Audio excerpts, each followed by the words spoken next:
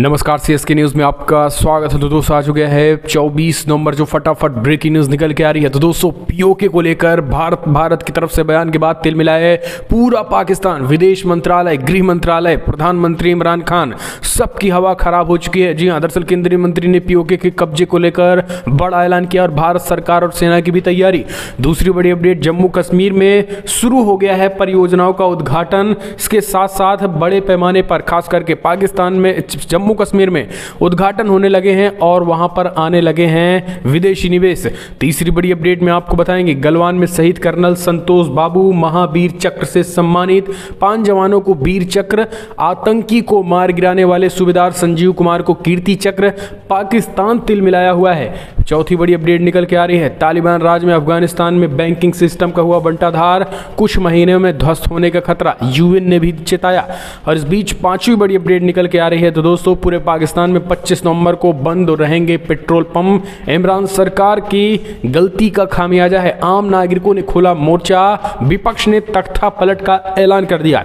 तो दोस्तों, पाकिस्तान को लेकर बुरी खबर निकल के आ रही है। सब कुछ खबरें एक एक करके जानेंगे। जहां पे सबसे बड़े मुस्लिम आबादी वाले देश में अजान पर बड़ा फैसला हुआ है। अजान पर पाबंदी लगने वाली है, वो भी आपको बताएंगे। और इस बीच यूक्रेन के जनरल ने दी चेतावनी, जनवरी में रसिया जो है युद्ध कर रहा, युद्धाभ्यास और यूक्रेन पर हमला करने वाला है। तो एक एक करके खबरें विस्तार से आपको बताएंगे। G17 को लेकर भी बड़ी खबर G7 को लेकर निकल के आ रही है। आसियान देश यानी भारत भी जाने वाला है। इस सब कुछ खबरें एक एक करके बताएंगे, लेकिन उससे पहले छोटा सा निवेदन, अगर आपने चैनल को सब्सक्राइब नहीं किया तो पल पल के अपडेट के लिए चैनल को सब्सक्राइब करो। और अगर आप भी मानते हैं कि प्रधानमंत्री मोदी के नेतृत्व में चीन और पाकिस्तान दोनों को मुंहतोड़ और करारा जवाब मिलेगा, तो इस वीडियो को लाइक करके अपना समर्थन दर्ज करें। 10 साल पहली बड़ी अपडेट निकल के आ रही है। तो दोस्तों, पीओके में कब्जे के बाद पाकिस्तान मचा हड़कंप, इमरान खान एंड कंपनी ने का आया रिएक्शन। जी हाँ दोस्तों, आपको बता दें, जम्मू कश्मीर से धारा 370 खत्म होने के बाद अब प्रधानमंत्री मोदी सरकार के एजेंडे में पाकिस्तान के कब्जे वाले जम्मू कश्मीर को फिर से हासिल करना है। दिल्ली में रविवार को पीओजेके के विस्थापितों को समर्पित मीरपुर बलिदान दिवस कार्यक्रम को संबोधित करते हुए केंद्रीय मंत्री जितेंद्र सिंह ने कहा था कि जिसके नेतृत्व के पास संविधान के आर्टिकल 370 के अधिकार प्रावधानों को खत्म करने की क्षमता और इच्छा शक्ति है, वही पाकिस्तान के अवैध कब्जे से पीओजेके को फिर से हासिल करने की क्षमता रखता है। इस बीच मुख्य अतिथि के रूप में कार्यक्रम को संबोधित करते हुए केंद्रीय मंत्री ने कहा था कि आर्टिकल 370 के बाद मोदी सरकार का अगला एजेंडा जो है वो है पीओके को कब्जा करना, पीओके को अपने जम्मू कश्मीर में मिलाना, यानी उस पीओके को जहां पे मानवाधिकारों का न केवल उल्लंघन हो रहा है, बल्कि पाकिस्तान हमारे जमीनों को कब्जा करके बैठा है, बल्कि हमारे ही नागरिकों पर वो हमले भी कर रहा है। तो एक तरीके से इसको लेकर इस स्टेटमेंट के बाद पाकिस्तान का पूरा आला कमान जो है पूरी तिल मिलाया हुआ है। पाकिस्तान का गृह मंत्री, इसके साथ विदेश मंत्री ने भी इस पर पलटवार किया है। दरअसल आपको बता दें कि पाकिस्तान के विदेश मंत्री की तरफ से कहा गया है कि भारत का ये बयान गैर जिम्मेदाराना है। इसके साथ ही उन्होंने कहा है कि जो जम्मू कश्मीर आज़ाद जम्मू कश्मीर की बात भारत कर रहा है, असल में उस आज़ाद जम्मू कश्मीर के लोग खुशहाल हैं। जो जम्मू कश्मीर भारत के संग है, उस जम्मू कश्मीर में रोज़ गोलियां चल रही हैं, हत्याएं हो रही हैं। यानी जम्मू कश्मीर के हालात को लेकर उन्होंने भारत पर निशाना साधा। उन्होंने कहा कि हमारे पीओके को जो आज़ाद कश्मीर है उसकी चिंता ना करें, यहाँ के लोग खुशहाल हैं। दरअसल मंत्री जितेंद्र सिंह ने कहा था कि ये लड़ाई न केवल हमारे पीओके को अपने भारत में मिलाने की है, बल्कि हमारे नागरिकों पर भी हमले हो रहे हैं। यानी पीओके में रह रहे लोगों को जितेंद्र सिंह ने अपना आदमी बताया था। हम चलते हैं एक और अपडेट लेते हैं। जम्मू कश्मीर में शुरू हुआ विकास कार्य का तेजी के साथ 165 करोड़ रुपए की परियोजनाओं का उद्घाटन किया निर्मला सीतारमण ने। दोस्तों, वित्त मंत्री निर्मला सीतारमण जम्मू कश्मीर के 2 दिवसीय दौरे पे हैं और इस बीच केंद्रीय वित्त मंत्री निर्मला सीतारमण ने इसी के साथ जम्मू कश्मीर में 165 करोड़ रुपए के विकास परियोजना का उद्घाटन किया, जिनमें झेलम और तवी बाढ़ नियंत्रित परियोजनाएं शामिल हैं। दरअसल अधिकारियों ने जानकारी दी है कि जम्मू कश्मीर के विकास के लिए केंद्र सरकार की तरफ से हर तरीके की मदद का आश्वासन देते हुए केंद्रीय मंत्री वित्त मंत्री निर्मला सीतारमण ने आने वाले दिनों के लिए विकास की रूपरेखा दी है। इसके साथ केंद्रीय मंत्री ने 130 करोड़ रुपए की लागत से वाले स्वास्थ्य, शिक्षा, शहरी बुनियादी ढांचे और आपदा प्रबंधन से संबंधित विकास कार्यों का उद्घाटन किया है। तो दोस्तों, आपको बता दें, विकास की जो गंगा हम कह सकते हैं कि वो तेजी के साथ बह रही है जम्मू कश्मीर में। एक आड़ है कि पाकिस्तान के पेट में दर्द हो रहा है। अगली अपडेट, गलवान में शहीद कर्नल संतोष बाबू महावीर चक्र से सम्मानित, 5 जवानों को वीर चक्र, आतंकी को मार गिराने वाले सूबेदार संजीव कुमार को कीर्ति चक्र। दोस्तों, लद्दाख में गलवान घाटी में ऑपरेशन स्नो लेपर्ड के दौरान चीनी सैनिकों के साथ लोहा लेते शहीद होने वाले कर्नल संतोष बाबू को मरणोपरांत महावीर चक्र से सम्मानित किया गया है। राष्ट्रपति रामनाथ कोविंद उनकी मां और पत्नी को पुरस्कार दिए हैं। वहीं ऑपरेशन स्नो लेपर्ड का हिस्सा रहे नायब सूबेदार नाडूराम सोरेन, हवलदार के पिलानी नायक दीपक सिंह और सिपाही गुरतेज सिंह को वीर चक्र से सम्मानित किया गया है। नायब सूबेदार नूदूराम सोरेन के ऑपरेशन स्नो लेपर्ड में पिछले साल जून में गलवान घाटी में चीनी सेना द्वारा किए गए शातिर हमले के खिलाफ उनकी बात हुई थी। हम चलते हैं एक और अपडेट, लेकिन एक अगली अपडेट। तो दोस्तों, पूरे पाकिस्तान में 25 नवंबर को बंद रहेंगे पेट्रोल पंप। इमरान सरकार की गलती का खामियाजा भुगत रहे आम नागरिक। चढ़ाई कर दी इमरान सरकार को, विपक्ष ने भी खोला मोर्चा। पाकिस्तान में तख्ता पलट की तैयारी तेज। दोस्तों, आर्थिक संकट, बढ़ती महंगाई के बीच पाकिस्तान सरकार की मुश्किलें एक बार फिर से इजाफा हो रही हैं। देश में ईंधन की भारी किल्लत हो रही है। यहाँ Pakistan petrol pump dealer association ने घोषणा की है कि 25 नवंबर को राष्ट्रव्यापी हड़ताल करेंगे। इसके साथ ही डीलरों का मुनाफा 6% बढ़ाने में विफल रही सरकार। इतना ही नहीं, यहाँ पे आपको बता दें, कट्टरपंथ जो है इस समय सबसे बड़ी समस्या बन गई है। तालिबान के कब्जे के बाद जो पाकिस्तान जम्मू कश्मीर को अपने पाले में करना चाहता था और तालिबानियों के जरिए, अब उस इमरान खान को भारी पड़ गया है, क्योंकि वहाँ पे कट्टरपंथ इतना बढ़ गया है कि इमरान खान अब इन कट्टरपंथियों से ही पूरी तरीके से परेशान हो चुका है। कभी कुछ तो कभी कुछ। लेकिन अब ये जो बड़ी खबर निकल के आ रही है कि कट्टरपंथियों को कंट्रोल न कर पाने की वजह से पाकिस्तान में आतंकवादियों का भी खतरा तेजी के साथ बढ़ रहा है, तो दूसरी तरफ विपक्ष जो है हमलावर है और इमरान खान के खिलाफ ही अब तख्ता पलट की तैयारी कर रहा है। ऐसे में इमरान खान सरकार की मुसीबत बढ़ गई है। दूसरी तरफ सेना और आईएसआई की अलग जुगलबंदी से इमरान खान परेशान है। अगली अपडेट लेते हैं। तालिबान राज में अफगानिस्तान में बैंकिंग सिस्टम पूरी तरीके से ध्वस्त हो चुका है। कुछ ही महीनों में खतरा और बढ़ सकता है, यूएन ने चेताया। अफगानिस्तान की बैंकिंग सिस्टम कुछ ही दिनों में भीतर पूरी तरीके से ध्वस्त हो जाएगी। युद्धग्रस्त मुल्कों को नकदी की कमी और कर्ज में हो रही बढ़ोतरी का सामना करना पड़ रहा है। संयुक्त राष्ट्र विकास कार्यक्रम यूएनडीपी की एक नई रिपोर्ट में सोमवार को इसकी जानकारी दी गई है। संयुक्त राष्ट्र की इस बॉडी ने अफगानिस्तान में तत्काल, त्वरित और निर्णायक कार्रवाई करने की गुजारिश की है।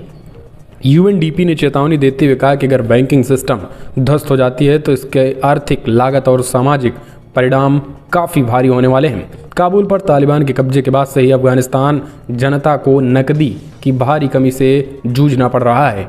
तालिबान के कब्जे के बाद अफगानिस्तान पर अंतर्राष्ट्रीय प्रतिबंध लगा दिए गए हैं, जिनकी वजह से ये मुसीबत और बढ़ गई है। प्रतिबंधों की वजह से अफगानिस्तान का विदेशों में जमा पैसा फ्रीज कर दिया गया है। अधिकतर विदेशी सहायता को सस्पेंड हो गए हैं। नकदी की कमी की वजह से तालिबान सरकार को बैंक से पैसा निकालने की दर को सीमित करने के लिए मजबूर होना पड़ रहा है। एक और अपडेट, पूरे पाकिस्तान में 25 नवंबर को बंद होंगे, ये हमने आपको बताया। इस बीच सबसे बड़ी खबर निकल के आ रही है। तो दोस्तों, आपको बता दें, अरब देशों पे नया धर्म दे रहा है दस्तक। इजराइल और अमेरिका हैं क्या इसके पीछे? दोस्तों, मिडिल ईस्ट में एक नए धर्म को लेकर लगातार चर्चाएं हो रही हैं, जिनका कोई धार्मिक ग्रंथ नहीं है। इस धर्म को मौजूदा वक्त में कोई मानते भी नहीं है। इस धर्म के अस्तित्व को लेकर अब तक आधिकारिक घोषणा नहीं हुई है, लेकिन इसका नाम अब्राहिमिक बताया जा रहा है। नया धर्म का नाम अब्राहिमिक है। कई लोग इसे एक धार्मिक प्रोजेक्ट की तरह देखते हैं। ये इस्लाम, ईसाई और यहूदी धर्म का मिश्रण है। इनका नाम पैगंबर अब्राहम के नाम पर रखा गया है। इस धर्म में इस्लाम, ईसाई और यहूदी धर्म की सामान्य बातें शामिल हैं। अरब देश में अब्राहिम धर्म की बात पिछले 1 सालों से जारी है, इसलिए कि कई तरीके के विवाद भी शुरू हो गए हैं। अब्राहिम धर्म के जरिए एक ऐसे धर्म का निर्माण करने का प्लान है जिनका कोई ग्रंथ ना हो, ना कोई फॉलोअर हो, ना ही कोई अस्तित्व हो। इस धार्मिक प्रोजेक्ट का मकसद तीनों धर्मों को आपसी मतभेद को दूर कर दुनिया में शांति स्थापित करना हो। तो ये अपने आप में बहुत बड़ी खबर है। इस्लाम, ईसाई और यहूदी धर्म की जो सामान्य बातें हैं, उनका मिश्रण जो है अब्राहमिक है। अब कुछ लोगों का मानना है कि ये जो है अरब देशों में जो दस्तक दे रहा है, ये इजराइल और अमेरिका भी इसके पीछे हो सकते हैं, क्योंकि इजराइल में बात करें तो यहूदियों को लेकर लगातार टकराहट इस्लाम और यहूदियों के बीच, इसके साथ ही अमेरिका में ईसाई, तो ये सारे के सारे तीनों मुल्क मिलकर एक नए धर्म का निर्माण कर रहे हैं। एक और अपडेट लेते हैं तो दोस्तों, सबसे बड़े मुस्लिम आबादी वाले देश में अजान को लेकर बड़ा फैसला हुआ है। भारत के कट्टरपंथियों को इससे सीखना चाहिए। इंडोनेशिया में अजान को लेकर, लाउडस्पीकर से अजान को लेकर बहुत बड़ा फैसला ले लिया गया है। दरअसल इंडोनेशिया की सर्वोच्च मुस्लिम क्लेरिकल काउंसिल ने मस्जिदों में लाउडस्पीकर के उपयोग के दिशा निर्देश की समीक्षा पर गौर फरमाने का फैसला किया है। पिछले कुछ समय से देश के कई लोग इन लाउडस्पीकर को लेकर शिकायतें कर रहे थे। बता दें कि इंडोनेशिया दुनिया का सबसे बड़ा मुस्लिम बहुल देश है। यहाँ लगभग 6,25,000 मस्जिदें हैं और इस देश की 27 करोड़ की आबादी से 80% आबादी मुसलमानों की है। देश के धार्मिक मामलों के मंत्रालय ने 1978 में एक फरमान जारी किया था जो मस्जिदों में लाउडस्पीकर के उपयोग पर दिशा निर्देश के रूप में काम करता है। हालांकि लोगों की लगातार शिकायतों के बाद इस महीने की शुरुआत में जारी किए गए फतवों में इंडोनेशियाई उलेमा काउंसिल ने कहा है कि वर्तमान सामाजिक गतिशीलता और बढ़ती परेशानियों को रोकने के लिए इन दिशा निर्देशों को लेकर एक बार फिर विचार किया जा रहा है। आपको बता दें कि इंडोनेशिया में अधिकांश मस्जिदें अजान के लिए लाउडस्पीकर का उपयोग करती हैं और इनमें से कई लाउडस्पीकर के स्पीकर अच्छे नहीं होते हैं, जिसके चलते ध्वनि प्रदूषण की शिकायतें लोग करते हैं।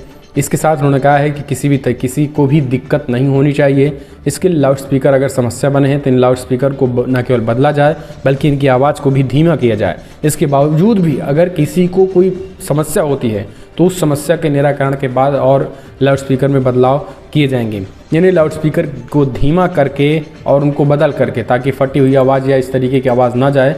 इसको इस तरीके के फैसले लिए गए हैं और आवाज़ धीमा करने की बात कही गई है ताकि किसी को दिक्कत ना हो। क्योंकि अगर हम किसी अल्लाह से कुछ मन्नतें मांग रहे हैं तो किसी को प्रॉब्लम क्रिएट करके करना जो है वो अपने आप में कोई प्रार्थना नहीं होगी, ये मुस्लिम देश का कहना है। तो ये भारत के कट्टरपंथियों को भी इससे सीखना चाहिए। हम चलते हैं एक और अपडेट। आतंकी संगठनों को लगातार बढ़ावा दे रहा पाकिस्तान, लश्कर-ए-तैयबा को हर तरीके से मदद कर रहा है इस्लामाबाद। दोस्तों, पाकिस्तान लगातार आतंकी संगठनों को साथ दे रहा है। इस्लामाबाद में अंतर्राष्ट्रीय स्तर पर प्रतिबंधित संगठन लश्कर-ए-तैयबा ने खैबर पख्तूनख्वा और अफगानिस्तान में नए कैंप स्थापित किए हैं। इन कैंप्स में आतंकियों की भर्ती और ट्रेनिंग जारी है। न्यूज एजेंसी ANI की रिपोर्ट्स के मुताबिक पाकिस्तान के दावों के बावजूद आतंकियों की भर्ती लगातार जारी है।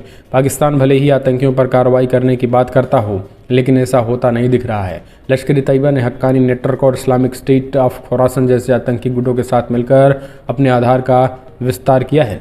लश्कर-ए-तैयबा के बढ़ते आधार को इस बात से समझा जा सकता है कि पाकिस्तान तालिबान की सैन्य शक्ति को मजबूत करने के लिए अफगानिस्तान में ठिकाने स्थापित करने के लश्कर नेतृत्व का इस्तेमाल कर रहा था। एक्सपर्ट का भी ये मानना है कि तालिबान की जीत में लश्कर की अहम भूमिका रही है। हम चलते हैं एक और अपडेट लेते हैं। दोस्तों, बड़ी खबर निकल के आ रही है, आपको बता दें ईरान की परमाणु साइट्स पर एयर स्ट्राइक कर सकता है इजराइल, आसमान में गरज रहे लड़ाकू विमान। दोस्तों, लाल सागर में इजराइल संयुक्त अरब अमीरात की नौसेना ने कुछ दिनों पहले अमेरिकी युद्धपोत के साथ संयुक्त सुरक्षा अभियानों का पूर्वाभ्यास किया है। इससे ठीक एक महीने पहले इजराइल के बंदरगाह शहर इलियट में के उत्तर में एक रेगिस्तान हवाई अड्डे पर वार गेम का आयोजन किया गया है। इनमें इजराइल और 7 अन्य देशों के लड़ाकू विमानों को आसमान में गरजते हुए देखा गया है।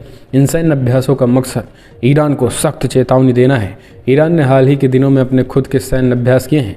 ये सभी घटनाक्रम ऐसे समय पर सामने आ रहे हैं जब इजराइल में कई लोगों को इस बात का डर सता रहा है कहीं देश को खुद ही सैन्य तरीके से ईरान के परमाणु कार्यक्रम पर हमला न करना पड़ जाए। इजरायली सरकार ने ईरान के न्यूक्लियर साइट्स के खिलाफ संभावित हमले के लिए इजरायली सशस्त्र बलों को तैयार करने के लिए $1.5 बिलियन का आवंटन किया है। और इसके अलावा देश में हर दिन नेताओं और सैन्य अधिकारियों की तरफ से हर दिन हमले की चेतावनी दी जा रही है। एक और अपडेट लेते हैं तो दोस्तों, बड़ी खबर निकल के आ रही है। आपको बता दें, यूक्रेन के जनरल ने दी चेतावनी, जनवरी में हमले को तैयार कर रही रूस, तैनात किए गए 92,000 सैनिक। दोस्तों, यूक्रेन और रूस के बीच तनाव बढ़ता ही जा रहा है। इस बीच यूक्रेन के शीर्ष जनरल ने चेतावनी दे दी है। रूस ने उनके देश की सीमा के पास 92,000 सैनिक तैनात किए हैं और जनवरी के अंत तक पुतिन हमले की तैयारी कर रहे हैं। रूसी सेना ने यूक्रेन के पास टैंक, तोपें, मिसाइलों और युद्धपोतों की सीमा के पास तैनाती कर दी है। यूक्रेन ने कहा है कि रूस 3 तरफ हमला करने की तैयारी कर रहा है।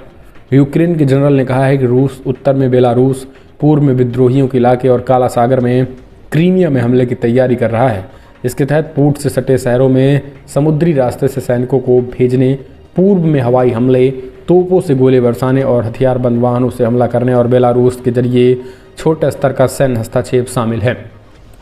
हम चलते हैं गौरव अपडेट। ब्रिटेन की मेज़बानी होने वाले G7 विदेश मंत्रियों की बैठक में आसियान सदस्य भी आमंत्रित। 10-12 दिसंबर के बीच समेत दोस्तों ब्रिटेन की मेज़बानी अगले महीने होने जा रही है। G7 के विदेश मंत्रियों की बैठक में दक्षिणी पूर्वी एशियाई राष्ट्रों का संगठन आसियान के सदस्यों को भी आमंत्रित किया जाएगा। दोस्तों ब्रिटेन की सरकार ने सोमवार को इस बात की जानकारी दी है। लिवरपूल में 10 से 12 दिसंबर के बीच होने वाली G7 बैठक में भाग लेने वाले आसियान सदस्य मलेशिया, थाईलैंड और इंडोनेशिया के विदेश मंत्री भी शामिल हैं। ब्रिटेन के विदेश मंत्री लिज ट्रूस ने कहा है कि अगले महीने लिवरपूल में G7 के विदेश मंत्रियों की बैठक इस शहर को दुनिया के सामने प्रदर्शित करने का एक शानदार अवसर है, जिसमें ब्रिटिश संस्कृति, वाणिज्यिक और रचनात्मकता का सर्वोच्चतम प्रदर्शन किया गया है। एक और अपडेट लेते हैं दोस्तों, बड़ी खबर निकल के आ रही है। आपको बता दें, कांग्रेस पार्टी की जो है मुसीबतें कम होने का नाम नहीं ले रही है।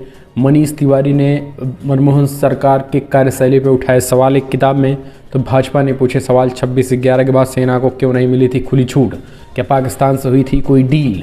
विधानसभा चुनाव से पहले कांग्रेस की नई किताब लगातार सिरदर्द बना रही है।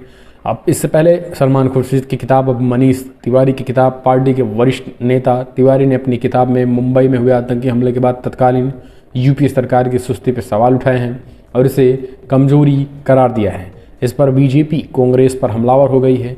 सोनिया गांधी से पूरी मसले पर चुप्पी तोड़ने की मांग की गई है। बीजेपी के प्रवक्ता गौरव भाटिया ने कहा है कि मनीष तिवारी ने जो बात अपनी पुस्तक में कही है, जिसको हम सभी ने मीडिया में देखा है, ये कहना गलत नहीं होगा। जो तथ्य सामने आए हैं इसको कांग्रेस की विफलता का कबूलनामा कहना चाहिए। हम चलते हैं और अपडेट लेते हैं दोस्तों। बड़ी खबर, एक रिपोर्ट निकल के आई है। खराब भोजन बिगाड़ रहा लोगों और पृथ्वी का स्वास्थ्य। जी हाँ, एक नई वैश्विक रिपोर्ट ने दावा किया है कि दुनिया की लगभग आधी आबादी को खराब पोषण मिल रहा है। इसकी वजह से लोगों को स्वास्थ्य तो खराब हो ही रहा है, पृथ्वी पर भी इसका बुरा असर पड़ रहा है। यह नतीजे ग्लोबल न्यूट्रिशन रिपोर्ट NGNR में जारी किया गया है। इसके मुताबिक दुनिया के लगभग आधी आबादी को पोषण ठीक से नहीं मिल पा रहा है, जिसके कारण कम से कम ज़्यादा मात्रा में खाना मिल पाना है। ये GNR का सालाना सर्वेक्षण है और इससे में पोषण और उससे संबंधित विषयों पर ताज़ा डाटा का विश्लेषण होता है। इस साल की रिपोर्ट में पाया गया है कि पूरी दुनिया में 48% लोग या तो बहुत ज़्यादा खाना खा रहे हैं या बहुत कम, जिनकी वजह से या तो उनकी वजन बहुत ज़्यादा बढ़ जा रहा है या तो बहुत कम हो जा रहा है। लक्ष्य हासिल करना मुश्किल। अगर यही हालात रहे तो विश्व स्वास्थ्य संगठन द्वारा किए गए 2025 तक हासिल करने वाले 9 लक्ष्यों में से 8 हासिल नहीं हो पाएंगे। हम चलते हैं एक और अपडेट लेते हैं तो दोस्तों, बड़ी खबर निकल के आ रही है। आपको बता दें, फारस की खाड़ी में अमेरिकी दबदबे को ईरान की चुनौती। डीजल तस्करी कर रहे शिप को जब्त किया गया। दोस्तों आपको बता दें, फारस की खाड़ी में ईरानी नौसेना के बढ़ते आक्रामक रवैये के कारण तनाव चरम पर पहुंचता नजर आ रहा है। ईरान ने कहा है कि संभावित समुद्री डाकुओं और आतंकवादी हमलों को विफल करने के लिए उनकी सेना ने गश्त को बढ़ा दिया है। इसी बीच ईरानी मीडिया रिपोर्ट्स में दावा किया गया है कि ईरानी रिवॉल्यूशनरी गार्ड ने शनिवार को डीजल की तस्करी की कोशिश कर रहे एक शिप को जब्त कर लिया है। रिपोर्ट्स में यह भी कहा गया कि इस जहाज पर सवारी 11 लोगों को हिरासत में लिया गया है। IGR कर्नल अहमद हाजियान ने कहा है कि एडमिरल नेवी 412 जुल्फिकार के बहादुर लड़ाकों ने खुफिया जानकारी पर त्वरित कार्रवाई करते हुए एक विदेशी पानामियन टैंकरों को रोका और इस दौरान एक टैंकर फारस की खाड़ी में ईरानी क्षेत्र में अंदर ईंधन भर रहा था और ये जहाज़ एक बार में 1.5 लाख लीटर से अधिक डीजल लेकर जाने में सक्षम था। तो ईरान की तरफ से ये बातें कही गई हैं, जबकि इसमें अमेरिकी युद्धपोत के ऊपर जो है मर रहा ईरानी हेलीकॉप्टर जो है वो लगातार अमेरिकी युद्धपोत की तरफ भी वो दिखाई दिया है। यानी ईरान ने इस पर भी अमेरिका होने का एक तरीके ठप्पा लगाया और अमेरिकी साजिश होने का ठप्पा लगाया है। हम चलते हैं एक और अपडेट लेते हैं तो दोस्तों, सीएम योगी आदित्यनाथ ने अब्बाजान और चचाजान के अनुयायियों को दी चेतावनी। बोले CAA पे भावनाएं भड़काई तो सख्त कार्रवाई की जाएगी। समाजवादी पार्टी का एजेंट ओवैसी को बता दिया है। दोस्तों कानपुर में सीएम योगी ने ओवैसी पर जमकर निशाना साधा। योगी ने कहा कि मैं चेतावनी दे रहा हूं उस व्यक्ति को जो CAA पर फिर से लोगों को भड़काने की कोशिश कर रहा है। उन्होंने कहा कि ओवैसी सपा के एजेंट बनकर भावनाओं को भड़काने का काम कर रहे हैं। यूपी अब दंगा नहीं, दंगा मुक्त प्रदेश की पहचान के तौर पर है। उन्होंने कहा है कि मैं इस अवसर पर चाचा जान और अब्बा जान के इन अनुयायियों से कहूँगा कि वो सावधान होकर सुन लें, अगर प्रदेश की भावनाओं को भड़काकर माहौल खराब करोगे तो फिर सख्ती के साथ सरकार निपटना जानती है। इससे पहले बीजेपी के अध्यक्ष जेपी नड्डा ने कांग्रेस और अन्य विरोधी दलों के परिवारवाद पर प्रहार करते हुए कहा है कि भाजपा ऐसी पार्टी नहीं है जहां किसी कार्यकर्ता को संगठन में आगे बढ़ने के लिए किसी खास परिवार में जन्म लेना पड़े। नड्डा ने मंगलवार को यूपी के दौरे के दूसरे दिन कानपुर में पार्टी के क्षेत्रीय कार्यालय का उद्घाटन करते हुए कहा है कि भाजपा एक ऐसी पार्टी है जहां सामने बैठा हुआ कार्यकर्ता कल को मंच पर प्रदेश का नेतृत्व करेगा। ये कांग्रेस पार्टी नहीं है जहां आपको आगे बढ़ने के लिए एक परिवार में पैदा होना पड़ता है। इससे पहले नड्डा मुख्यमंत्री योगी आदित्यनाथ के साथ वो सुबह लगभग 10:30 बजे लखनऊ में विशेष विमान से यहाँ स्थित चकेरी एयरपोर्ट पर पहुँचने के बाद किदवई नगर सब्जी मंडी स्थित बाबा नाम गुरुदेव पहुँचे थे। सीएम योगी आदित्यनाथ ने साफ चेतावनी दे दी है और ओवैसी को जो है वो एजेंट बता दिया है समाजवादी पार्टी का।